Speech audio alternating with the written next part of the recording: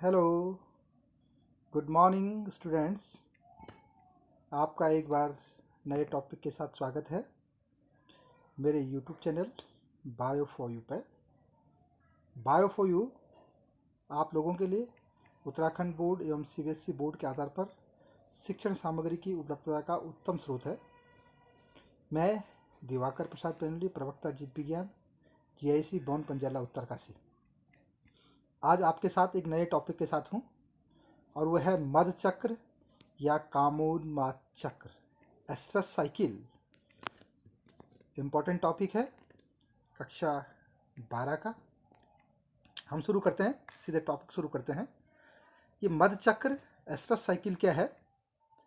जितने भी non primates होते हैं, स्तनधारी होते हैं नॉन प्राइमेट्स, उन नॉन प्राइमेट्स में उनकी मादाओं के जनन तंत्र में होने वाले चक्रीय परिवर्तन की क्रिया को एस्ट्रस साइकिल कहते हैं। इन जीवों में मेंस्ट्रुएशन साइकिल नहीं पाई जाती है, जैसे मानव में पाई जाती है, उसको मद चक्र कहते हैं। ओके, मद चक्र या कामोन्माद जो चक्र है, एस्ट्रस साइकिल है, उसके क्या कारण हैं? किन कारणों से मद चक्र उत्पन्न होता है? और जो हीटिंग पीरियड होता है पशुओं में, आपने देखा होगा कि गांव में जो पशु होते हैं, जब वो हीटिंग पीरियड्स में आते हैं तो उस समय उनके व्यवहार में कुछ परिवर्तन होते हैं।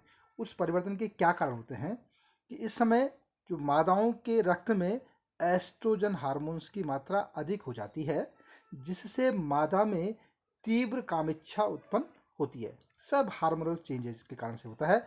इस पीरियड को जब उनके शरीर में एस्ट्रोजन की मात्रा बढ़ जाती है, ब्लड में एस्ट्रोजन का लेवल बढ़ जाता है, तो इस पीरियड को कहते हैं हम पीरियड ऑफ हीट। यह सदैव जनन काल में ही होता है। ओके,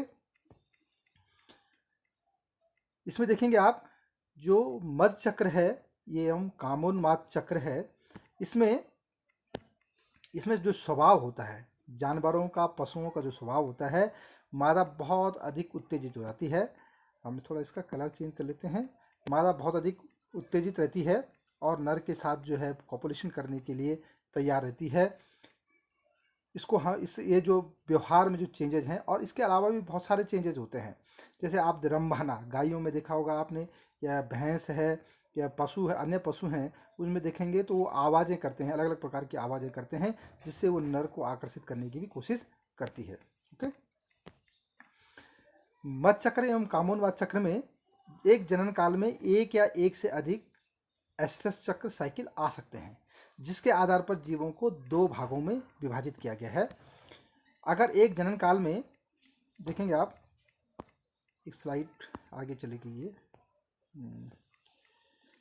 इसमें देखेंगे आप कि एक जनन काल में अगर ये एक बार आता है तो उसको बोलते हैं मोनो एस्ट्रस साइकिल। एक बार ही ये चक्र आता है। और यदि ये चक्र दो बार आता है एक जनन काल में तो उसको बोलते हैं पॉलीएस्ट्रस साइकिल। ओके, हम पहले वाले की बात कर रहे थे। मोनोएस्ट्रस साइकिल में क्या होता है, एक जनन काल में केवल एक ही मद चक्र आता है। और इसके उदाहरण आपने जैसे देखे होंगे, जैसे आपका डॉग है, या आपका डियर हिरण है, लोमड़ी है, चमगादड़ है।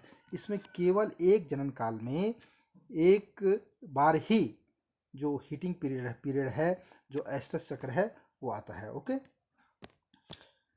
पॉलीएस्ट्रस में एक जनन काल में ये मद चक्र कई बार आता है। जैसे इसमें जनन काल में कई बार मद चक्र आता है, जैसे चूहा में, गिलहरी में, गाय में, भेड़ में, घोड़ा में, इनमें जो है ये चक्र कई बार आता है।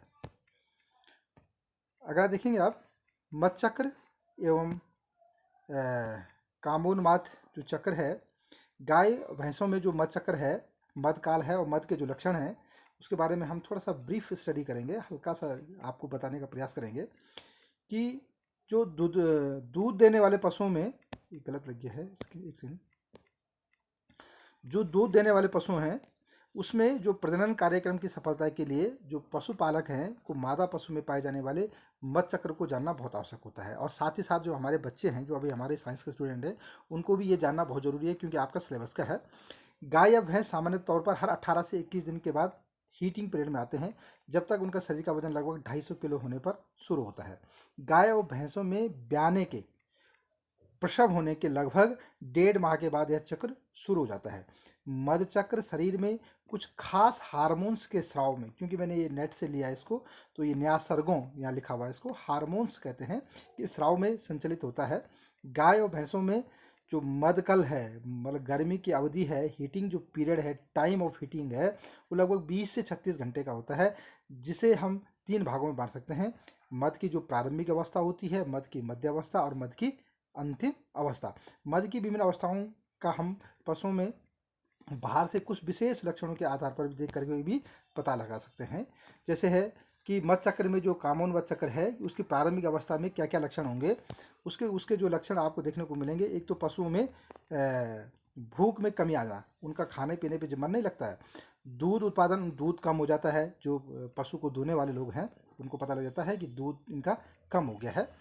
पशु का रम बहाना या बोलना, बेचैन रहना, योनि से जो है श्लेष्मिक पदार्थ का बाहर निकलना, दूसरे पशुओं से अलग रहना, बिलग रहना, पशु का पूंछ उठाना, या जो वजाइना है उसका सूजन तथा बार बार जो है पेशाब करना, और शरीर के तापमान में कुछ मामूली सी भी वृद्धि हो जाती है। ये मध की प्रारंभिक अवस्था के लक्षण है।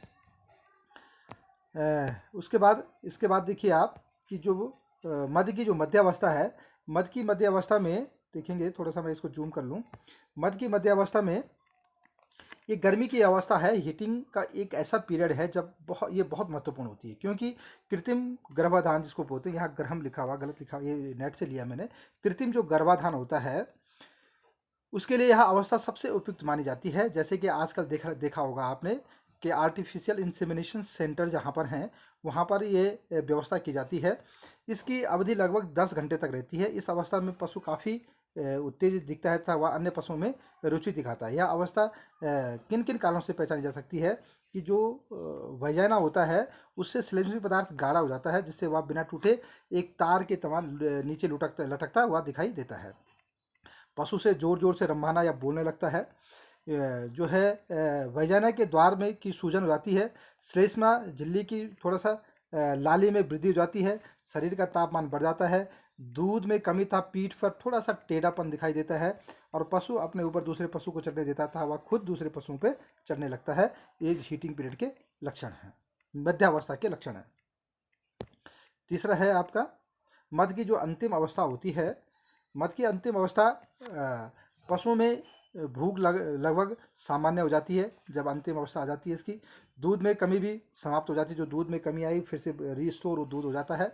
पशु का रम बहाना, बोलना कम हो जाता है। भक की सूजन और श्लेष्मिक झिल्ली की लाली में कमी आ जाती है, और श्लेष्म का निकलना या तो बंद हो जाता है या फिर बहुत कम हो जाता है तथा बहुत गाढ़ा या कुछ अपारदर्शी होने लगता है। ये कुछ लक्षण है। ये मध चक्र के लक्षण पशुओं के रेफरेंस में मैंने इसलिए आपको जानकारी दी क्योंकि हमारे जो परिवेश में अधिकांश बच्चे पढ़ते हैं वो इसके बारे में इन्होंने क्यूरोसिटी जागृत की, उनके अंदर जिज्ञासा थी, जानने की जिज्ञासा थी, क्योंकि लगभग सभी बच्चों के घर में पशु मौजूद हैं और उस बात को जानना चाह रहे थे। अब हम बात करते हैं कि गर्भाधान का एक्चुअल समय क्या है। कि गर्भाधान का सही जो समय है वो है पशु में मधकाल प्रारंभ होने के 12 से 18 घंटे बाद, अर्थात मधकाल के द्वितीय अर्धभाग में उसमें गर्भाधान करना सबसे अच्छा रहता है।